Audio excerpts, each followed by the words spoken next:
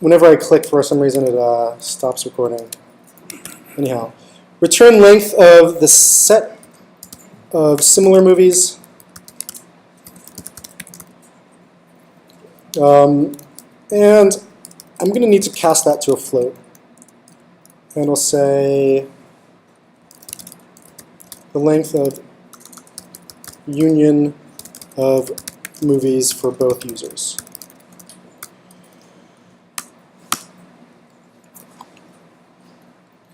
So all that I have is this is my numerator. That's the number of items in both sets. This sort of segment out here is the union, and that's just the number of items in both. And I'm explicitly casting to a float because integer division in Python, unlike IPython, will, if I do 2 over 3, it'll give me 0 because it's just truncating it to integer. If I define, make this a little bigger for you guys.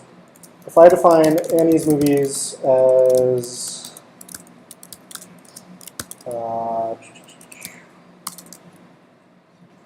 Nemo, so Alice's movies. So Nemo, Jiro, Mission Impossible. Let's use MI for Mission Impossible. And finally, Annie's movies. Let's do Nemo and Jiro. And if I do card similarity, if all went well, assuming I didn't miss anything,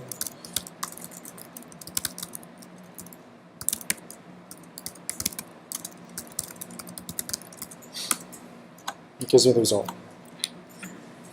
So simple function, no real magic. We're not using anything outside of Python. This is just pure Python. We're defining the intersection, the set of similar movies. So just this intersection operating. So we're defining two sets. We're taking the intersection, the number of items in the intersection, and the number of items in the union, and we're just taking the ratio of the two. Simple 3-line function. Questions on how it works?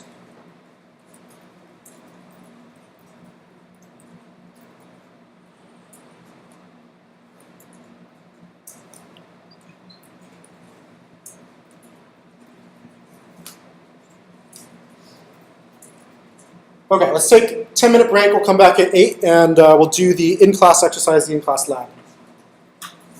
So I'll see you guys. We'll reconvene at 8 o'clock.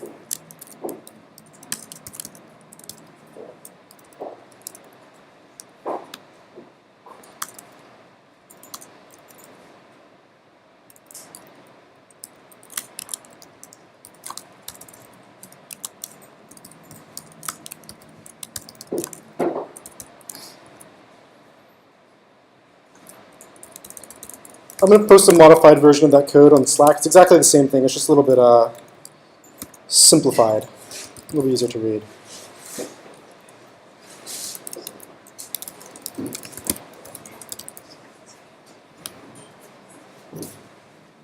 What's up? Yeah. So I'm just like thinking about this sort of approach, and can I just take box and data view? So like we have a lot of rank level data on respondent level, right? So respondent 1 answers rank A, rank B, etc. A bunch of metrics like that. But like because a lot of, I guess what we've done, experimented with, is trying to do sort of doing segmentation beyond the traditional methods from an attitudinal standpoint. So like in marketing, you always do like attitudinal segmentations, right? So they define your segments as like, I think of myself as someone who is very creative. I'm a rational person, right? And that's a segment there. So if it's like a continuous variable rather than a... Right, so you're like responding on 1 through 6 or whatever. But I was thinking of like, would there be a way, and this is kind of still loose, but like, say like I had like over 3,000 brands, right? Like a shit ton of brands. And essentially had respondents and sort of used this score in some way to do some sort of like, essentially my hypothesis is that like there's going to be certain natural clusters and groups of associations of people who have certain affinities for certain types of garments that beyond category sort of norms. So just looking beyond like just hotels or just years or whatever, there's going to be like, as a person, there's going to be people who happen to like Sam Adams and also like to stay at the Intercontinental, right? And that's kind of like a certain exactly. person. So is there a way to like to kind of apply something like this and then tag people and then like apply it back to something? Like would there You mean like k-means clustering? Would it be better to use like, could you use clustering on just like, would it be, I mean it's probably a simpler way to just use k-means for like, to just cluster it based on, I think so, if I understand you correctly. I think so. I mean, I think in your case, if you have a high dimensionality data set, then you could use PCA to reduce the dimensions of the data set. And then if you want to find similar users, you could find k-means within sort of the reduced dimensionality data set. Does that make sense? Yeah, so just use the dimensionality reduction to get a simpler thing to work with Yeah. and then throw that into a clustering algorithm. Yeah. Okay. That's probably the simplest. That's probably the approach that makes the most sense to me. Yeah. Okay. Yeah, because in that case, the advantage you have is that you're actually using variables that have, or I guess, ordered, or at least have value, rather than categories. Like this is sort of like with categories. Got it. Right. Okay. That makes sense. So is it because this is at a category level? Wait, so when you say categories, is it like? Well, I mean, we're sort of like looking at distinct attributes. We're sort of converting this. Yeah. So like this isn't really like a score per se. Right. But what if I transform my data set so that I think collaborative filtering, there's more than one approach for collaborative filtering. I can send you a link that's more, so there's a regression approach also you can use for collaborative filtering. Okay. So it's more complicated, and it's sort of a combination of supervised and unsupervised. Okay. And it's not something that we really talk too much about this class, but like let's say you have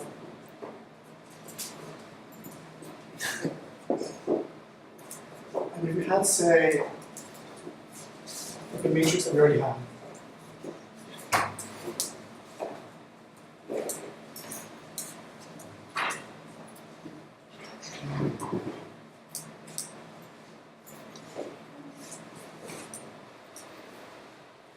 You can use a regression-based approach. So you have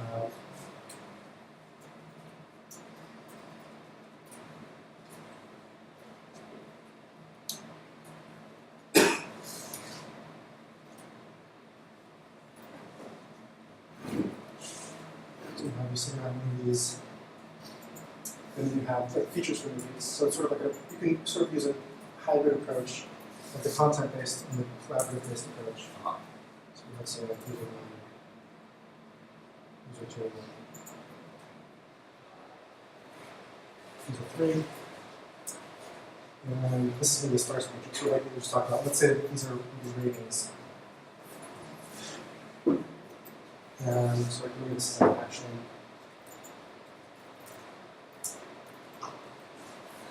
Whatever. Got it. So we have these scores. If you have both, you can apply certain techniques. And the math involved is actually quite complicated. It's sort of like if you have, say, well, if you have, say, set of scores, so like think like this is like, Set of scores, well, it's binary, just like yes, no. Yeah. This is associated as, it's still associated as action. Yeah, so I guess actually if I were to go here, Yeah, I think we need to move this here. This way.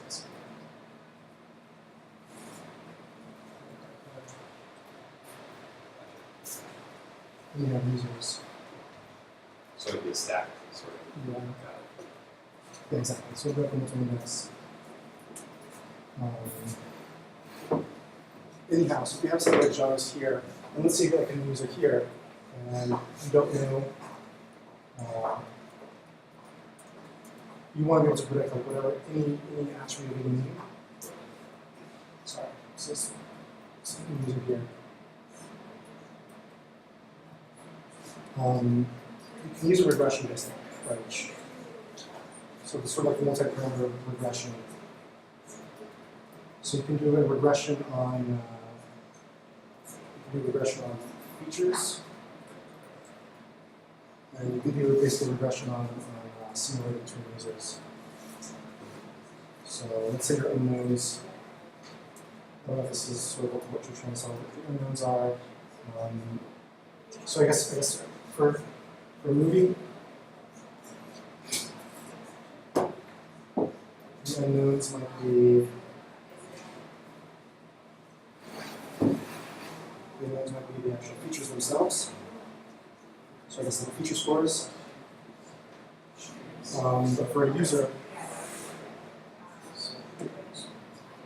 the unknowns might be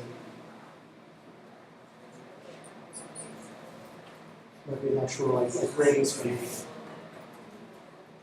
And there's an iterative approach where you can sort of solve one and solve the other. So you get predicted value for one that essentially fills that gap. Yes. Exactly. If that's relevant to you, I can send you a video and send you a Yeah.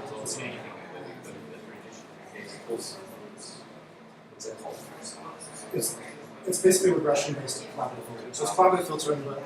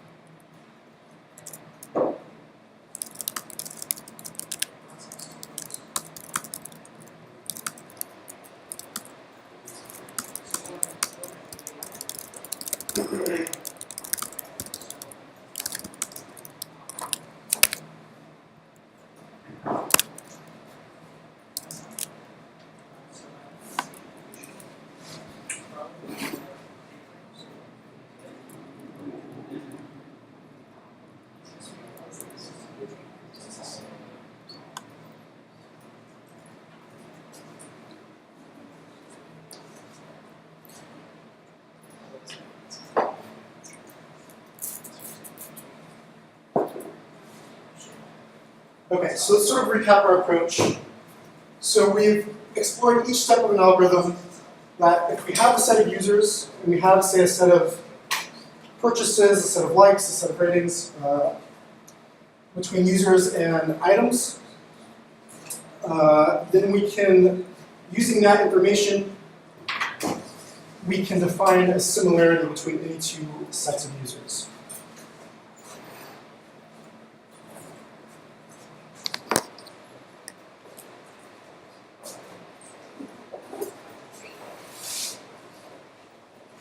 So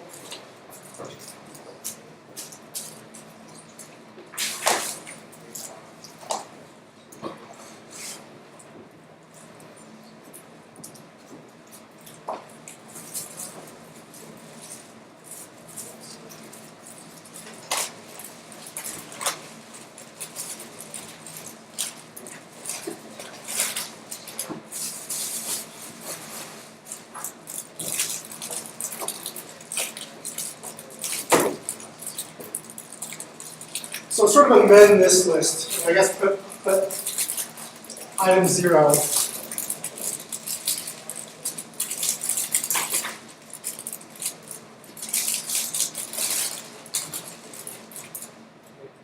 So data might exist in a sparse data frame.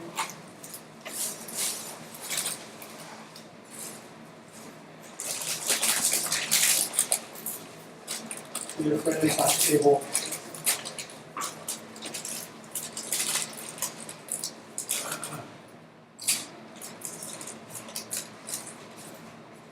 Data frame table / matrix.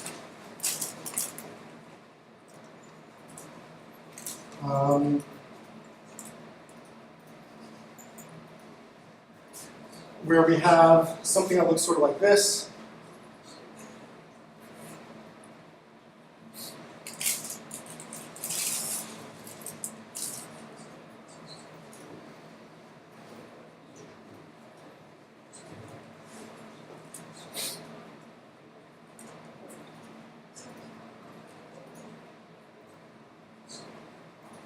And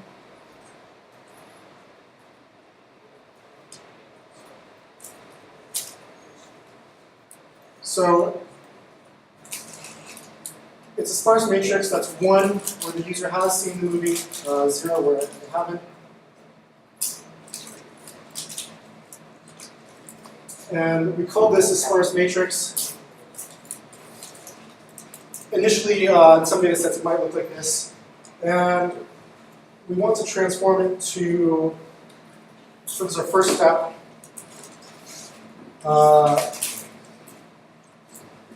We map the data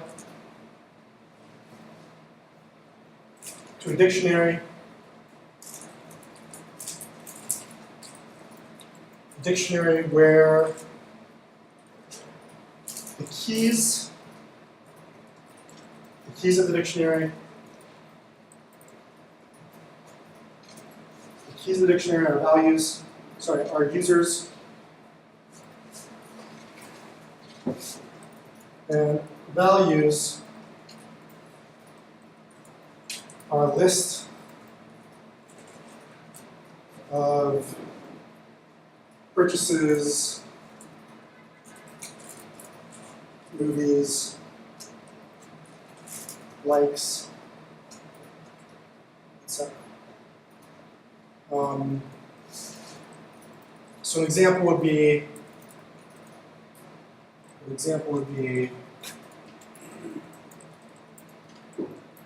say a user has an ID rather than a name in this case. Oftentimes, when you're dealing with data, you deal with IDs rather than usernames because it's what we call non-PII, non-personally identifiable information. So I could say 83065 is Glenn or whoever. And so let's say user 8365 is likes Coles, and he also likes Target.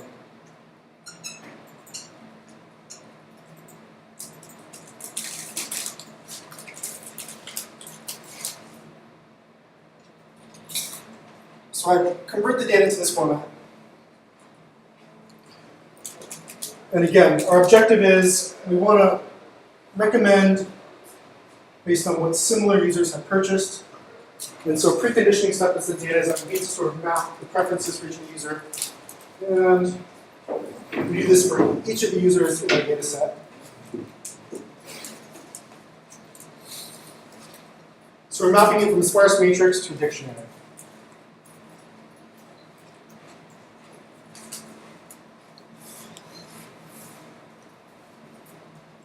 And then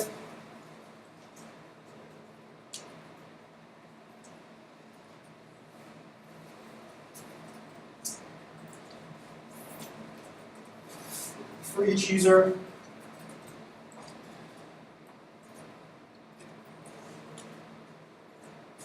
find the similarity of each other user. Find the Jacquard similarity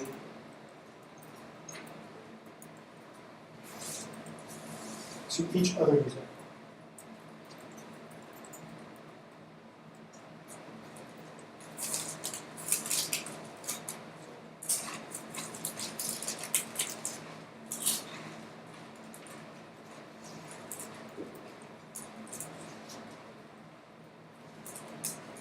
That's what we just did, found the Jacquard similarity, and then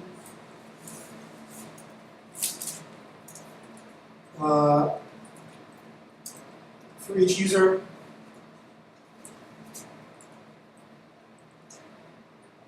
find the K most similar users.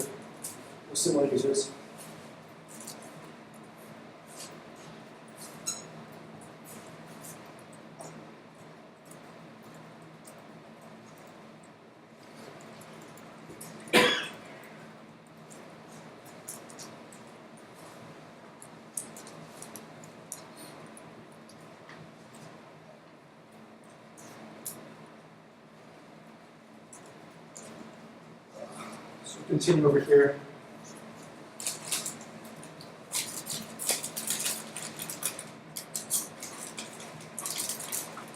And then finally, let's say,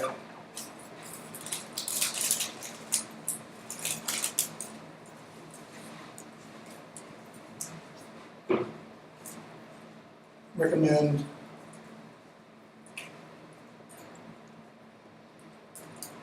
brand/products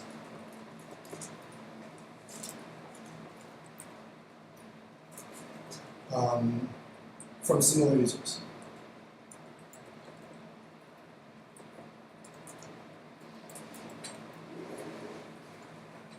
So that's it. That's collaborative filtering in a nutshell, a distance-based approach for collaborative filtering. And the benefits here is that we don't necessarily need to know all of the features, all the different attributes. So the fact that Kohl's is a hardware store, the fact that Target is a department store is irrelevant. When we're dealing with massive numbers of items, it's very, very important that we can employ algorithms that don't rely on tagging, that don't rely on making too many assumptions. And so collaborative filtering doesn't require as many assumptions or really as much, I guess, upfront data, upfront labels, upfront data conditioning, data collection.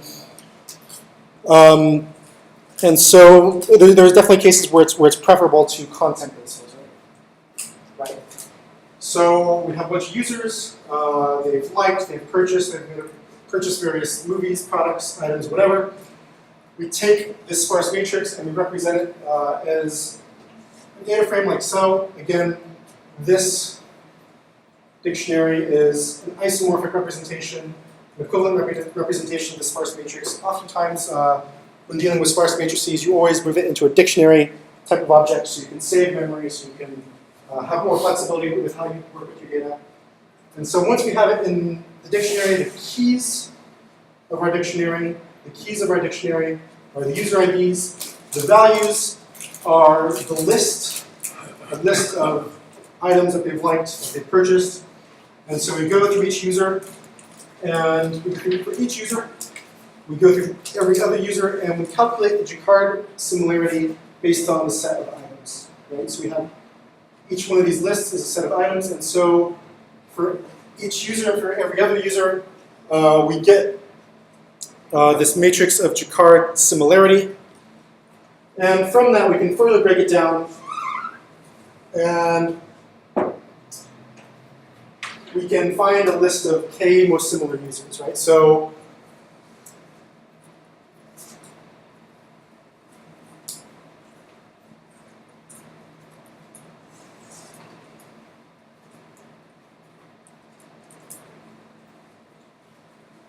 what we get as a result of this, again, our original data is a sparse data frame, map it to an equivalent dictionary, and what we get back as a result is a set of similar users, so 83065 is similar to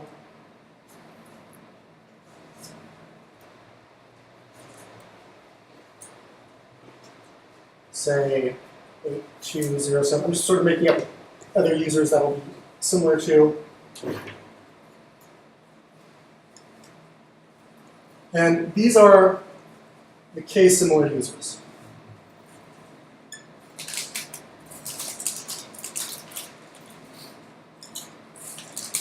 And each of these k-similar users has a set of related products that we can make recommendations on.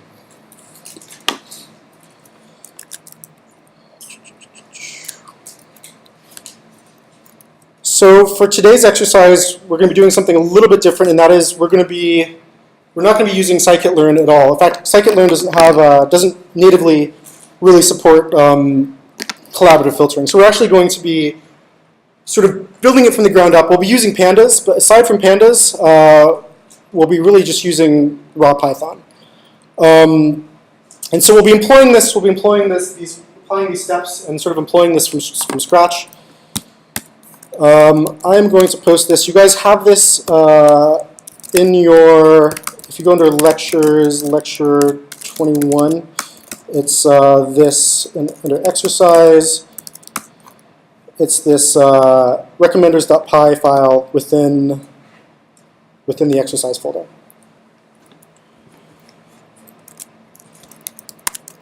I'll post it on Slack as well.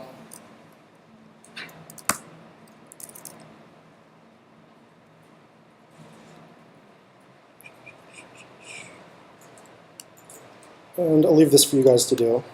Already did this.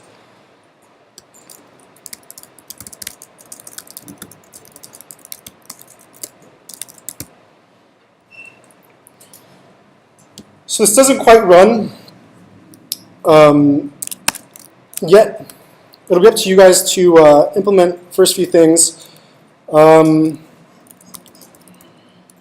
guess it's a little bit difficult for you guys to follow from PyCharm, so I'm just going to fire up a notebook.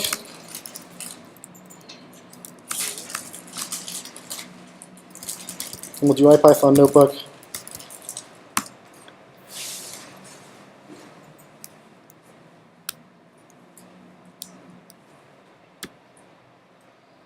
Just create it in the lectures folder.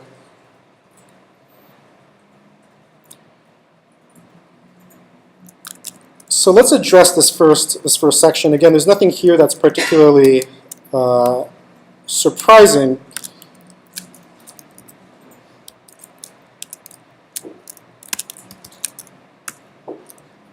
Let's look at the first short section.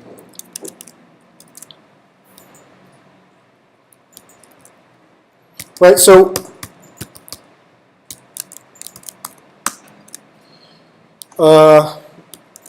might need to modify the relative path. But what we have here, just looking at the data set,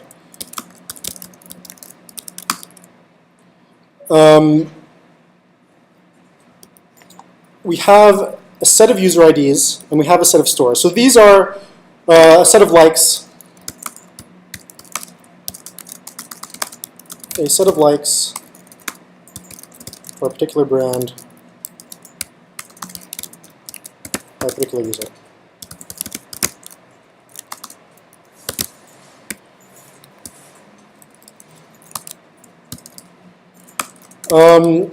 And your objective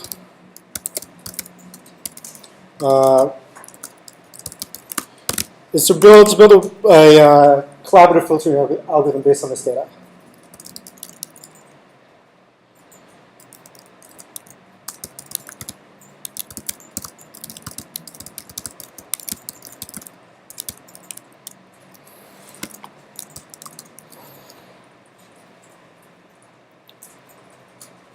And a lot of this stuff is already here in this file I posted on Slack, in this recommenders.py, but you'll need to implement the particular steps. You'll need to implement the Jacquard scoring algorithm. You'll need to implement sort of how you map through sort of each one of these steps, right? So you have the tools at your disposal. You have the data. And really, you'll be implementing, I guess, two things. One is how you do these transformations, how you map these dictionary objects. You'll find examples here. So the first example is done for you. But you'll also be implementing sort of your own KNN. And for most intents and purposes, this KNN, doing KNN based on Jacquard similarity is very much the same as doing KNN on by scikit-learn. Scikit-learn does some indexing and some performance optimizations. We don't need to worry about those details right now. But this is really the opportunity for you in class to build your own machine learning approach. We've sort of built the framework, but it's up to you guys to fill in the gaps and fill in really the key details. So yeah, we'll go through this. I guess we'll spend the next hour or so. You guys will be doing this on your own in groups, however you guys want to form groups, groups of 2 or 3. And I guess your benchmark is if you were to say create a new user in the system, if I'm a new user and I make a purchase, then it should be able to associate what K users I'm most similar to. So why don't you guys form groups? Let's do groups of 3.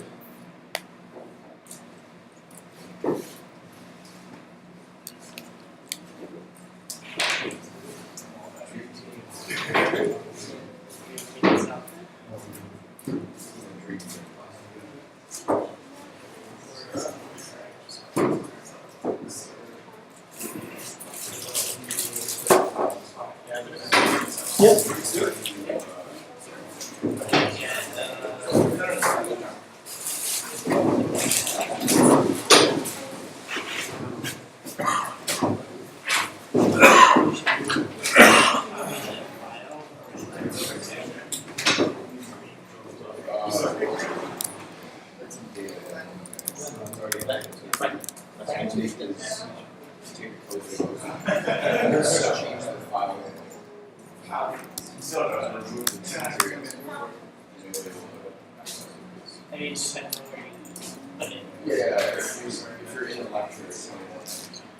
So you remember how with scikit-learn we had a sort of train test split? Sort of implement your own train test split, and by your own I mean omit, I guess, the last 10 records. We'll just say 10 records. In other words, if I tail 10, I get the last 10 records. Omit these from user brands so that we have a way of testing and checking. We can sort of think of these as sort of like if we have 10 new users to our system, we should be able to find similar users. Find the 5 most similar users based on their preferences. Or sorry, I guess this is the 5 most recent recommendations, likes.